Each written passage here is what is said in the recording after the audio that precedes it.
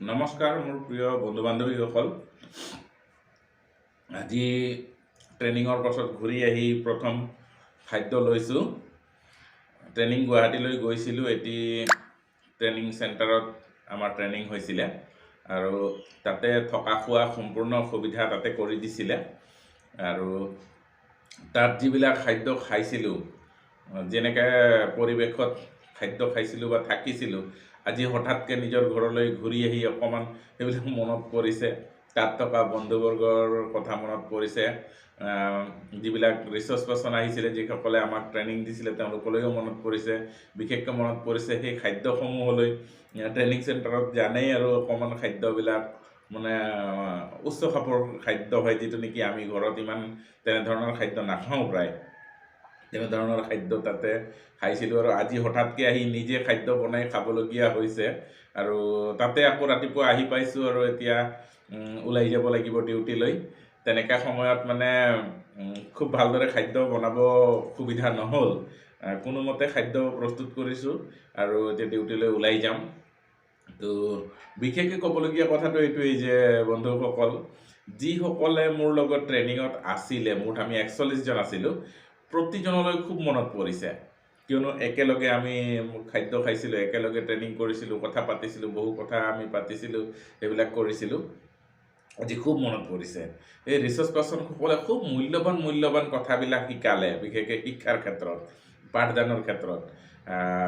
Research পাৰ্চনসকল যথেষ্ট active আৰু এপ্ৰ'চেবল আছিলে। তেওঁলোকৰ শিক্ষাটো আমাৰ মনত থাকিলেই, তাৰ লগে লগে বন্ধুসকলৰ উপস্থিতি তেওঁলোকৰ লগত থকা কালটো মোৰ কাৰণে আকৌ বেছি মানে উৎসাহজনক আছিলে। প্ৰতিজন বন্ধু বান্ধৱীৰ সহযোগিতা বৰ উৎসাহজনক আছিলে। আৰু আটাইতকৈ ডাঙৰ কথাটো কি জানে, তাতে মই এনেকৈ চাৰ্ট এখন পিন্ধি পেলাই থাকি গৈছিলোঁ। ৰাতিটো মই ব্লেংকেট নোলোৱাকৈ শুইছিলোঁ, কিন্তু ইয়াত অহাৰ লগে লগে দেখিছে চুৱেটাৰ পিন্ধিবলগীয়া হ'ল। মানে গুৱাহাটী আৰু লখিমপুৰৰ মাজত এটা আকাশ পাতাল পাৰ্থক্য দেখা পাইছোঁ। আহিয়েই মোৰ চৰ্দি লাগিছে, অকণ মাতটো আপোনালোকে গম পাইছে, ঠাণ্ডা পৰি গ'ল। তো ঠাণ্ডাৰ এটা বৰ বিশেষ মানে প্ৰভেদ আছে। তাত গৰম পৰিৱেশ, ইয়াত আহি ঠাণ্ডা, মানে হঠাৎকৈ মোৰ চৰ্দি লাগি গৈছে। সেইটো এটা বিশেষ পৰিৱৰ্তন। আজিৰ খাদ্যৰ ভিতৰত কি দেখুৱাম, বিলাহীৰ চালাড আছে, এই গজালি ওলোৱা বুট আছে, আলু আৰু বিলাহীৰ চব্জি আছে, লগতে অকণমান ইয়াতে দেখা পোৱা নাই শুকান মাছৰ চাটনি আছে। এইখিনিৰে খাদ্য হ'ব। তো বন্ধুসকল, এই ট্ৰেইনিঙত পোৱা প্ৰতিটো অভিজ্ঞতাই মই আপোনালোকৰ লগত শ্বেয়াৰ কৰিব চেষ্টা কৰিম। চেনেলটি ছাবস্ক্ৰাইব কৰি ল'ব, যাতে আপোনালোকে তাৰ আপডেটবিলাক পাই থাকিব। কিয়নো সদায় মই গ্ৰুপত হয়তো ভিডিঅ'ৰ লিংকবিলাক দিব পৰাটো সম্ভৱ নহ'বও পাৰে। যদি ছাবস্ক্ৰাইব কৰি ৰাখে, তেতিয়াহ'লে ভিডিঅ'ৰ ন'টিফিকেশ্যন আপোনালোকলৈ আহিব, আপোনালোকে চাব পাৰিব। গতিকে আপোনালোকে চেনেলটো ছাবস্ক্ৰাইব কৰি ল'ব। ভিডিঅ'বিলাক কেনেকুৱা লাগিল অকণমান জনাব। ক'ত আৰু হয়তো মই কিছুমান কেতিয়াবা অভিজ্ঞতা শ্বেয়াৰ কৰোঁতে আপোনালোকৰ লগত নিমিলিব পাৰে কিছুমান কথা, তো সেইখিনি আপোনালোকে মোক জনাব। এইখিনি কথা অকণমান বেলেগ হ'লে হয় নেকি, এনেধৰণৰ অকণমান আপোনালোকৰ মতামতবিলাক মই শুনিবলৈ ইচ্ছা কৰোঁ। অকণমান সেইবিলাক জনাব। আৰু গোটেই অসমতেই আমি এটা চেষ্টা চলাইছোঁ কি, যে শিক্ষাৰ ক্ষেত্ৰত এটা পৰিৱৰ্তন আনিবৰ কাৰণে। গতিকে এই ভিডিঅ'বিলাক আপোনালোকে আন বন্ধু বান্ধৱীসকললৈকো শ্বেয়াৰ কৰিব, যাতে তেওঁলোকে এইখিনি কথা জানে আৰু নিজৰ এলেকাত সেইবিলাক যাতে কৰাৰ চেষ্টা কৰে। আমি শিক্ষক নহয়, কিন্তু আমি শিক্ষা জগতলৈ এটা নতুন কি বুলি কয়, অৱদান আনিব বিচাৰিছোঁ, এটা পৰিৱৰ্তন আনিব বিচাৰিছোঁ। গতিকে সেইখিনিৰ কাৰণে সকলোৱে যাতে ওলাই আহে, তাৰ কাৰণে ভিডিঅ'বিলাক শ্বেয়াৰ কৰিব। মই শিক্ষা বুলিয়েই নহয়, সমাজখনৰ বহু কথাই আপোনালোকৰ লগত শ্বেয়াৰ কৰিম। য'ত যি দেখা পাওঁ সেইবিলাক আপোনালোকক দেখুৱাম, জনাম। গতিকে ভিডিঅ'টি শ্বেয়াৰ কৰিব, লগতে ছাবস্ক্ৰাইব কৰি ৰাখিব।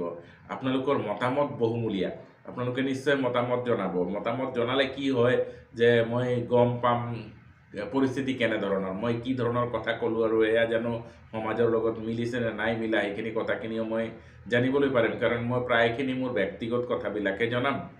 গতিকে এয়া সকলোৰে লগত নিমিলিব পাৰে। সেইখিনি কথাও মই গম পালে তেতিয়া মই পৰৱৰ্তী কালত আৰু তাক উন্নত কৰি পেলাই মই জনাবলৈ পাৰিম তেনে আশা কৰিছোঁ। গতিকে আপোনালোকে ভিডিঅ'বিলাকত কমেণ্টছ কৰিব। তো আজিৰ ভিডিঅ'টো দীঘল কৰিব বিচৰা নাই, গধূলিলৈ হয়তো মই আপডেট কিছুমান দিব পাৰোঁ। চেনেলটো ছাবস্ক্ৰাইব কৰি ৰাখিব। মই খাদ্যটো খাই লওঁ আৰু মই অফিচৰ কাৰণে ওলাই যাম। তাই লগ পাম গধূলি সময়ত।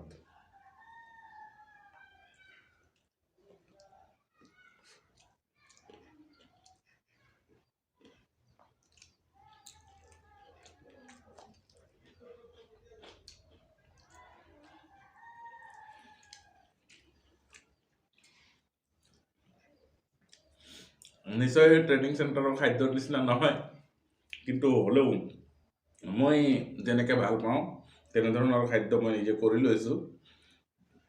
এই গজালি ওলোৱা বুট মোৰ কাৰণে খুবেই প্ৰিয়। তাৰপিছত এনেকৈ কেঁচা চালাড, আজি অকল বিলাহীয়ে আছে, মই তিয়ঁহ, গাজৰ, মটৰ এইবিলাক থাকিলে বৰ ভাল পাওঁ।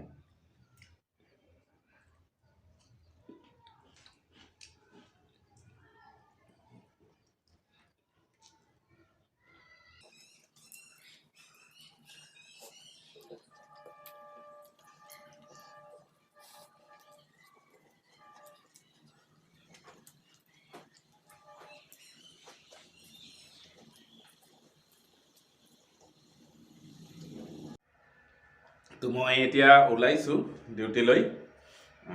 অলপ আগতে কৈ আছিলোঁ না যে মোৰ চৰ্দি লাগিছে, ঠাণ্ডা অকণমান পৰিল, গতিকে অকণমান নাকত মেডিচিন অকণমান দি লওঁ, নহ'লে গোটেই দিনটো মোৰ বৰ অসুবিধা হ'ব। এইটো মেডিচিনটো দি লওঁ।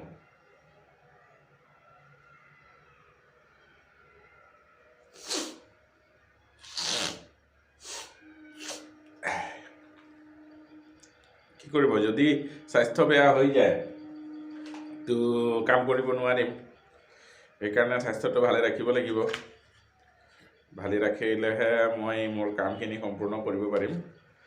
গতিকে এইখিনি আৰু যত্ন ল'বলগীয়া হয়। ওলাই যাওঁ, মই বেগটো লৈ লওঁ। এয়া আৰু জীৱনৰ লগৰী, সদায় দিন এই বেগটো লগত লৈ যাব লাগিব।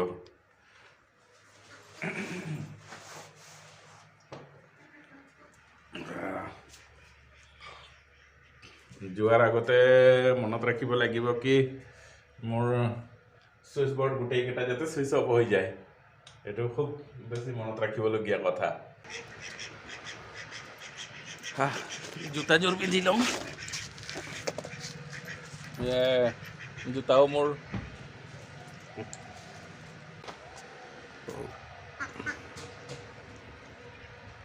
এয়া জীৱনৰ লগৰী, তেখেত লগ নিদিলে আৰু যাবলৈ অসুবিধা। প্ৰথমতে মিটাৰটো 0 কৰি দিওঁ, কাৰণ মিটাৰটো মনত ৰখাটো বৰ প্ৰয়োজন হৈ যায়। কাৰণ আমাক টোটেল দিনটোত যিমান কিলোমিটাৰ বাইকখন চলে সেই হিচাপত আমাক এটা খৰচটো ঘূৰাই দিয়ে। সেইকাৰণে মিটাৰটো মোক 0 কৰি লোৱাটো দৰকাৰ, গধূলি যাতে মই মনত ৰাখিব পাৰিম আজি কিমান কিলোমিটাৰ চলিল। 0 কৰি দিছোঁ।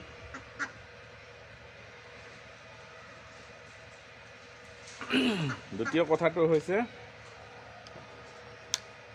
হেলমেটটো আৰু পাহৰি যাব নালাগিব।